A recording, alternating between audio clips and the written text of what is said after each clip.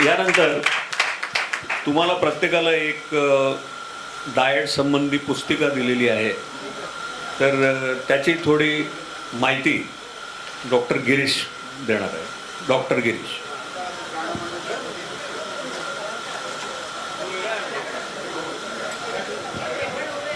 Hello, hi everybody.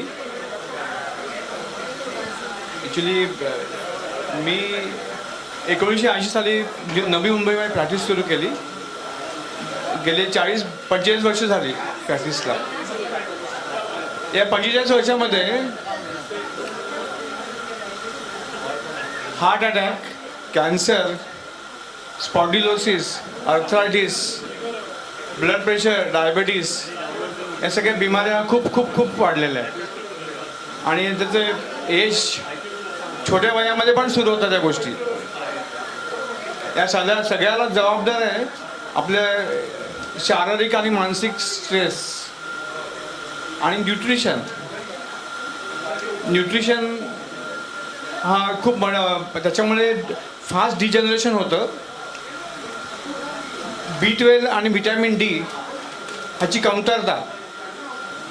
तर vitamin B12 खूपच फार फ्रिक्वेंटली डेफिशियन्सी दिसून येते. का तर आपल्या सवयी, आपण जे जेवण जेवतो ते अतिशय फास्ट जेवतो. आपल्या ह्याच्यामध्ये बोललं की आपण 32 वेळा चावून खाल्लं पाहिजे, छोटे घास घेतले पाहिजेत. पण आपण 5 मिनिटांमध्ये जेवण संपवून टाकतो. जेवताना टी व्ही बघतो किंवा मोबाईलवर बोलत असतो. त्याच्यामुळे आपला मेंदू रिसिप्रोकेट करत नाही की आपण जेवतोय म्हणून. त्याच्यामुळे डायजेस्टिव्ह एन्झाईम सिक्रेट होतच नाही.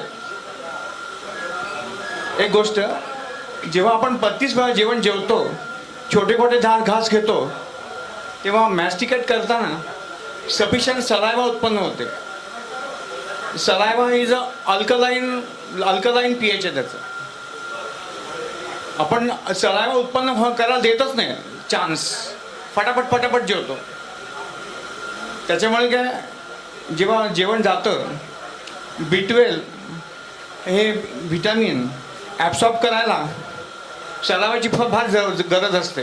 जेव्हा जातं जेवण पोटामध्ये तेव्हा ॲसिडिक मीडियम असतो आणि सलायवा सिक्रेट करतच नाही. ॲक्च्युली आपल्या जमलेला 70% लोकांना ॲसिडिटी गॅस होतो. याचं फर्स्ट कारण आहे की आपलं जेवणाची हॅबिट, आपण फार फास्ट जेवतो. तर तुम्हाला एक रिक्वेस्ट करतो, तुम्ही जेवण जेवताना एन्जॉय करा, छोटे छोटे घास घ्या, 32 वेळा चावा, सफिशियंट सलायवा उत्पन्न होऊन द्या. सलायवामध्ये घोळून अन्न पोटात जाऊन देत. त्याच्यामुळे सफिशियंट अल्कलाईन मीडियम पूर्ण होतं आणि ते अल्कलाईन मीडियममुळे ॲसिडिटी तुम्हाला होणार नाही आहे. आत्ता मला मुलगून भेटली, मला बोलली की मला खूप ॲसिडिटी होते. याला कारण आहे आपल्या खायची सवय.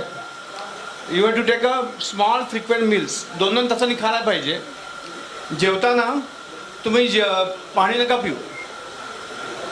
तुम्हाला चिल्ड पाणी लागतं सगळ्यांना. जेवल्यानंतर अर्धा तास जाऊन देत, त्याच्यानंतर लोटाभर तांब्याभर गरम पाणी पिया. सफिशियंट अन्न, ॲक्च्युली आपण अन्न जे खातो ते यज्ञ आहे, त्याला आपण आहुती देतो.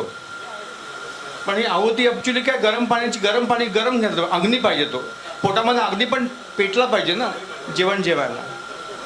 आणि आपण चिल्ड पाणी पितो. चिल्ड पाणी पिणं अतिशय चुकीचं आहे. लोक पेप्सी पितात आजकाल, पोरं जेवण जेवताना. ओके, तर पहिलं म्हणजे काय, तुम्ही छोटे घास खा, सफिशियंट लाळ उत्पन्न करा, फ्रिक्वेंटली जेवण करा, 2-2 तासांनी जेवण करा. रात्रीचं जेवण लवकर जेवा, 7:30. अकॉर्डिंग टू जैन लोक they dine at a sunset time. जेवणामध्ये आणि झोपण्यामध्ये सफिशियंट 3 तासाचं अंतर पाहिजे. हे का, आपण रात्री जेवतो 10 वाजता आणि झोपतो 11 वाजता. जेवण हे इथे पोटामध्ये स्टेशन होतं for 3 hours. So you have to eat at least at 8 o'clock max. तर तुम्ही 3 तास आधी जेवण करा झोपण्याच्या अगोदर. आणि रात्रीचं जेवण कमीत कमी जेवण. आपण जेव्हा 3 जेवण जेवतो, ब्रेकफास्ट, लंच अँड डिनर, यात you just minimise your dinner. Hello. तर पाणी. सेकंड थिंग, आपण सफिशियंट झोप घेत नाही. 7 hours sleep is very very important. Actually झोप घेण्यासाठी एक पॉझिटिव्ह हार्मोन उत्पन्न होतो मेंदूमधनं. त्याचं टायमिंग आहे 10 ते 11. आणि ते 10 ते टायमिंग गेलं तर ते हार्मोन उत्पन्न होत नाही. त्याच्यामुळे तुम्हाला 10 वाजता झोपेची आराधना करायला पाहिजे. आणि ती आराधना करताना TV बंद करायला पाहिजे. LED हे लाईट पडले, LED लाईट पण फार हार्मफुल आहे. ते पण फार हानी करतात रेटिनाला. सेकंड थिंग, तुम्ही 7 तास झोपलं पाहिजे. सकाळी तुम्ही लवकर उठून आंघोळ करून मॉर्निंग वॉक करायला पाहिजे. According to health habit you have to go for 10,000 कदम. 10,000 कदम तुम्ही रोज सकाळी मॉर्निंग वॉक करायला पाहिजे. 10,000 कदम म्हणजे काय? About 4 to 5 kilometres. 4 किलोमीटर्स. एका मीटरमध्ये 3 फूट असतात, 3.3 फूट. आणि 1,000 मीटर म्हणजे 1 किलोमीटर. ते आपापच 10,000 कदम होणार ते तुमचं. But that to you have to go for on empty stomach. मी 66 वर्षाचा आहे, पण एक सुद्धा गोळी खात नाही आहे. पण मी रोज 5 किलोमीटर जॉगिंग करतो सकाळी. I don't take single tablet. Second thing, तुम्ही सकाळी उठल्यानंतर कोमट पाणी प्यायला पाहिजे, लिंबू टाकून. त्याच्यानंतर तुम्हाला आपोआप रिफ्लेक्स येणार. ज्या लोकांना थायरॉइड आहे, थायरॉइड खूप कॉमन आहे आजकाल. तर थायरॉइड लोकांनी कोबी आणि फ्लावर खायचा नसतो, लक्षात ठेवा. थायरॉइडची गोळी खाल्ल्यानंतर 1 तासानंतर चहा वगैरे पिया. ताबडतोब चहा कॉफी पिऊ नका थायरॉइडच्या लोकांनी. ते औषध इनिबिट होऊन जातं. Then you have to go for walking. Then you to come back. Then sufficient तुम्ही नाश्ता करायला पाहिजे. आता नाश्ता किती करायचा, कॅलरीज किती खायच्या, मी जी पुस्तिका दिलेली आहे त्याच्यामध्ये तुमचं वेट मॅनेजमेंटचं अकॉर्डिंग टू हाईट सगळं दिलेलं आहे. ते प्लीज पढा, go through all the things. तुम्ही कॅलरीज किती खायच्या. ॲक्च्युली जेवढं वजन आहे, सपोज 70 किलो वजन आहे, तर 70 into 30, 70 पण जास्त आहेत ॲक्च्युली. मी ते सगळं दिलेलं आहे तुम्हाला, किती कॅलरीज इंटेक करायला पाहिजे सगळं दिलेलं आहे. प्रत्येक एका चपातीची, एका पोळीची किती कॅलरीज आहेत, एक बाटीच्या मुदीचे किती कॅलरीज आहेत, ते सगळं दिलेलं आहे. ते तुम्ही you just go through that. एक वडापावची कॅलरीज 300 कॅलरीज असतात. एक गुलाबजाम 250 कॅलरीज आहे. एक जलेबी 250 कॅलरीज आहे. ॲक्च्युली तुम्ही रोज सकाळी जेव्हा आपण मॉर्निंग वॉक करतो, तुम्ही 300 ते 400 कॅलरीज स्पेंड करायला पाहिजेत. तुम्ही जेव्हा 10,000 कदम टाकता, चालता, तेव्हा तुम्ही नक्कीच 300 कॅलरीज तुम्ही स्पेंड करता. तेव्हा जेव्हा तुम्ही 1 तास स्विमिंग करता किंवा 1 तास जॉगिंग करता, 1 तास सायकलिंग करता, या तुम्ही 300 ते 400 कॅलरीज तुमच्या कुबोतीमुळे जळतात. ते जळले पाहिजे तुम्ही ऑन एम्प्टी स्टमक. तुम्ही म्हणाल की हां मी रोज मॉर्निंग वॉक करते, संध्याकाळी करते, त्याला काय अर्थ नाही. You have to go on empty stomach. Then only it is beneficial. Then तुम्ही काय, आता मी तुम्हाला सांगतो कुठलं ऑइल खायचं, किती पाणी प्यायचं. प्रत्येकाला लिमिट आहे, प्रत्येकाला शास्त्र आहे. ॲक्च्युली किती पाणी प्यायचं, तर 50 ते 54 cc पर किलोग्रॅम पर डे हा नियम आहे. जर तुम्हाला किडनी फेल्युअर असेल किंवा कार्डियक फेल्युअर असेल तर water intake is limited to only 1200 cc. Mind it. तुम्ही बरेच जण BPच्या गोळ्या खातात, डायबिटीसच्या गोळ्या खातात. तर मला असं माझ्या प्रॅक्टिसमध्ये आज कळलं आहे की बी पीच्या गोळ्या तुम्ही जर तुम्हाला ताप आला किंवा तुम्हाला गॅस्ट्रोचा अटॅक आला आणि त्याशी तुम्ही जेवला नाहीत, यू आर फिलिंग वीक, या बी पी आपोआप कमी होतं तुमचं न जेवल्यामुळे किंवा त्या आजारामुळे, तर त्या दिवशी प्लीज कृपा करून गोळी खाऊ नका बी पीची. बऱ्याचशा कंडिशन्स केसेस अशा असतात की बी पीची गोळी खाऊन टाकता तुम्ही आणि बी पी अजून ड्रॉप होतं. बी पीच्या गोळ्या 2 दिवस खाल्लेलं काय होत नसतं, लक्षात ठेवा. इवन मॅक्झिमम 4 दिवस खाल्ले तरी काय होत नसतं. पण सपोज तुम्हाला वीक वाटलं तर कृपा करून बी पीची गोळी खाऊ नका जर तुम्ही आजारी असाल तर. तर तुम्ही डायबेटिक जेवण खात असाल, इफ यू आर डायबेटिक आणि तुम्ही जेवलं नाहीत, please don't take a medicine for the oral hypoglycaemic agent. Skip the food, skip the dose. Sorry, not for food, skip the dose. Actually ज्या कॉम्प्लिकेशन ज्या आहेत त्या हायपरग्लायसेमियामध्ये होत नाहीत, हायपोग्लायसेमियामध्ये होतात. एक दिवस साखर वाढली तर काय होणार नाही आहे. तर हे जरा चाणक्षणे पाळा. डोस ॲडजस्ट कसे करायचे ते तुम्ही चतुर आहात, तुम्ही मॅच्युअर्ड लोक आहात सगळे, आपण सगळे, तर आपल्याला माहीत आहे डोस कसा ॲडजस्ट करायचा. आता मी त्याचं मला ऑइल काय खायचं ते मला सांगतो. ऑइल एकच गोष्ट ऑइल सांगूया. ऑइल मी माझी जी पुस्तिका दिलेली आहे त्याच्यावर तुम्हाला ते कलर सगळं दिलेलं आहे. ते किती फॅट्स खायचे. There are 2 types of fats, good fats and bad fats. तुम्ही ऐकले omega-3, omega-6 is very good, very essential. These are very good fats.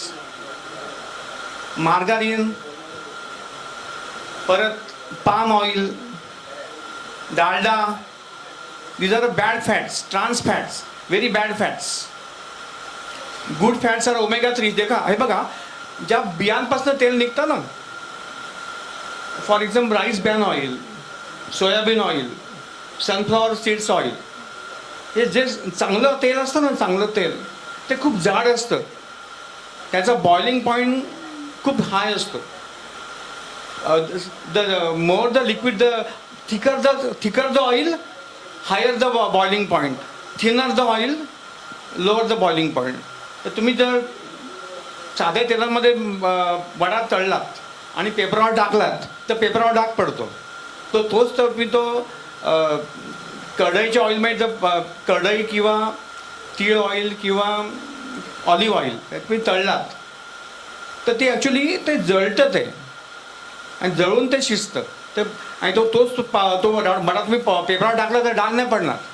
तर तेल जळतं ते. तर ते omega-3 आणि omega-6 पण मिळतात आपल्याला त्याच्यामध्ये. आणि किती तेल खाल्लं पाहिजे? 1/2 kg पर पर्सन पर मंथ. तुम्हाला तर डीमार्टमध्ये मोठा 15 किलो डबा मिळतो, तो तुम्ही घेऊन येता, स्वस्त मिळतो म्हणून, आणि तो 3 महिन्यात संपून टाकता तुम्ही. पण ते तुम्ही माणशी अप्रत्यक्षपणे मी 2-2 किलो तेल संपत जातं. You are all aware, I am just telling you about my patients what they do, common mistakes. So 1/2 kg oil per person per month. Salt किती खायचं? 5 grams सॉल्ट पर डे. पाणी का सांगितलं 50 to 54 cc per kilogram per day. परत हां, अच्छा, best diet is that Mediterranean. Please go on Google and just find out what is Mediterranean diet. Mediterranean diet is a ideal diet. You should follow that. ह्याच्यामध्ये actually तुमचं जे मी जेवताना आपण जास्त कार्ब्स खातो. We are all Asians, we are taking more carbohydrates.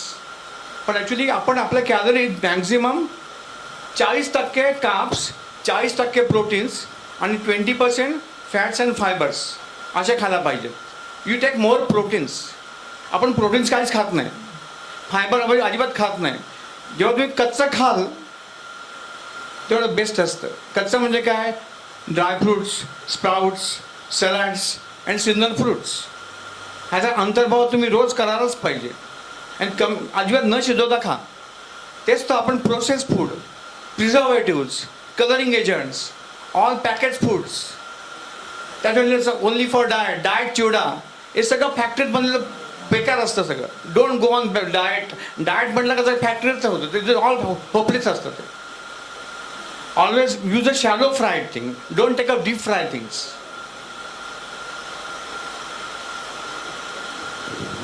Just अच्छा, जो ॲक्च्युली कमीत कमी गोळ्या खातो तो 100 वर्ष जगतो. माझ्या असं म्हणजे तुम्ही जास्त प्रत्येक आणि पेनच्या गोळ्या अजिबात खाऊ नका तुम्ही. पेनमध्ये जर तुम्ही मॅक्झिमम गोळ्या पॅरासिटामॉल किंवा क्रोसिनच खा. Don't take more tablet pain medicines. Actually काय डायबिटीज डायग्नोसिस खूप आजकाल सगळ्यांना मुलींना PCOD खूप कॉमन आहे. PCOD का कॉमन आहे तर हे हार्मोनल इम्बॅलन्स. हे हार्मोन्स कुठे सिक्रेट होतात मेंदूकडनं. मेंदूला सफिशियंट न्यूट्रिशन मिळत नाही, झोप मिळत नाही. ही कॉलेजची पोरं काय करतात, झोपतच नाहीत, सांगतात मोबाईल. ते इनसफिशियंट स्लीप, इम्प्रॉपर डाएट, त्याच्यामुळे मेंदू कसा काम करणार. तो मेंदू बरोबर ते इस्ट्रोजन प्रोजेक्शन सिक्रेट करतच नाही प्रॉपर बॅलन्समध्ये, आणि त्याच्यामुळे ते PCOD होतं. PCOD झाल्यानंतर प्रत्येक ह्याच्यामध्ये मेल आणि फिमेल दोघांच्यामध्ये हॉर्मोन्स असतात. तर फिमेल हॉर्मोन्स कमी होऊन जातात, मेल हॉर्मोन्स होतात. त्याच्यामुळे काय केस येणं, पिंपल्स येणं, इरेग्युलर पिरियड्स येणं, हे सगळं मुलींना पण चालू होतं. And same for mails also.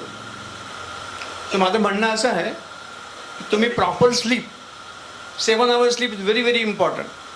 जेव्हा तुम्ही सकाळी जाता वॉकिंगला तेव्हा आपोआप तुम्ही बॉडी दमून जाते. दुपारची झोप आधी वाईट. Don't take sleep at afternoon time. Body दमवा. बघा नाही 10 वाजता झोपलात तुम्ही, झोप आलीच पाहिजे. तर 10ला झोपून सकाळी लवकर 6ला उठून तुम्ही मॉर्निंग वॉक करा, प्रॉपर पाणी पिया, प्रॉपर जेवण घ्या. ते मला नाही वाटत का तुम्हाला प्रॉब्लेम होईल.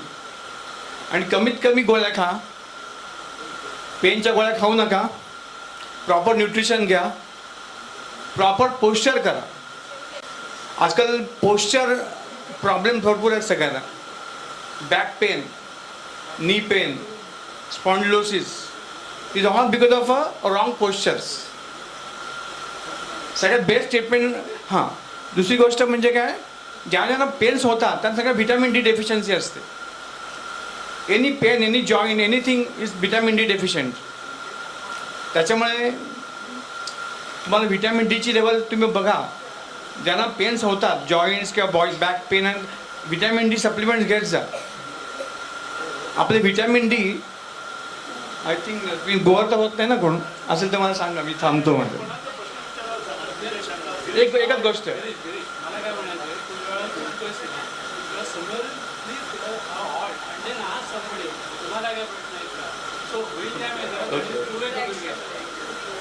ठीक आहे. अच्छा, जस्ट एकच गोष्ट आपलं एकच लास्ट बोलतो. पूर्वी होतं आपण सूर्याला अर्घ्य द्यायचो. अर्घ्य तर अर्घ्य देताना कोळं होऊन आपण उगवत्या सूर्याला नमस्कार करायचो आणि आपण हात असे करून. तर व्हिटॅमिन Dचे रिसेप्टर असतात ते चेहरा आणि हात इथे असतात. तर तुम्ही ते एक्सपोज करताना असं तुम्ही चाललं पाहिजे, ऊन हिच्यावर पडलं पाहिजे. प्रत्येक गोष्टीला सायंटिफिक कॉज आहे. अर्घ्य देताना व्हिटॅमिन D येणारच तुम्हाला. ओके. अच्छा, कुठल्या काय कोणाला काय विचारायचं असेल तर विचारू शकता. बोला.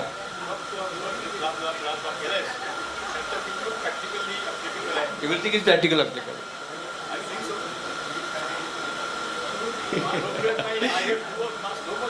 बोल बोल. हां, नाही ते ॲक्च्युली ते जे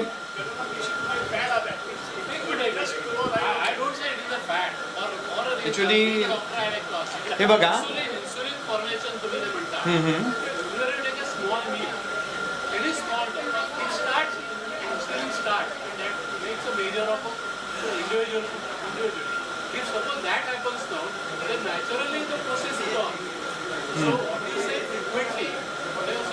See, I told you.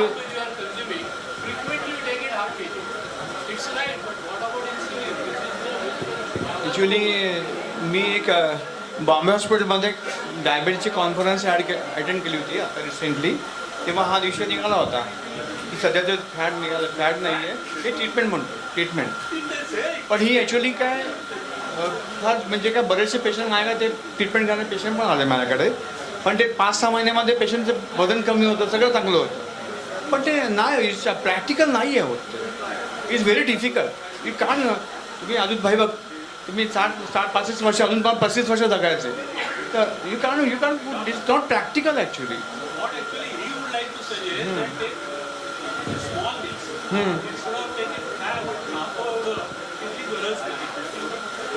That is exactly what he wanted to say. See, when you are doing a physical activities, definitely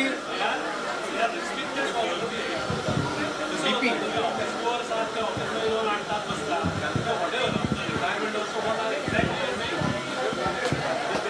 नाही ॲक्च्युली ठीक आहे. ॲक्च्युली बऱ्याच वेळा बीपी काय असतं, आपण जेव्हा काम करतो की सर्व्हिसच्या स्ट्रेसमुळे किंवा आपल्या